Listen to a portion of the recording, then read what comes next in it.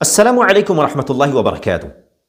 ناظرین کرام، حضرت عائشہ صدیقہ رضی اللہ تعالی عنہ بیان فرماتی ہیں، کان رسول اللہ صلی اللہ علیہ وسلم یعجبہ التیمن فی تنعلہ وترجلہ وطہورہ، کہ اللہ کے نبی صلی اللہ علیہ وسلم طہارت میں، جوتا یا چپل پہننے میں اور اسی طریقے سے کنگھی کرنے میں داہنی طرف سے شروع کرنے کو پسند کرتے تھے۔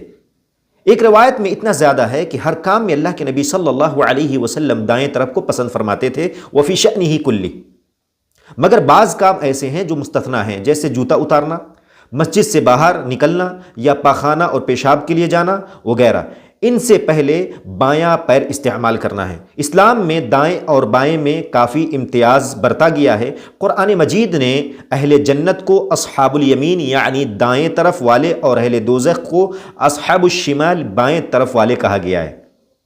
دعا ہے کہ اللہ سبحانہ و تعالی نہ صرف مجھ کو بلکہ تمام لوگوں کو اللہ کے نبی صلی اللہ علیہ وسلم کی سنت کو ہر چیز میں برتنے کی توفیق عطا فرمائے۔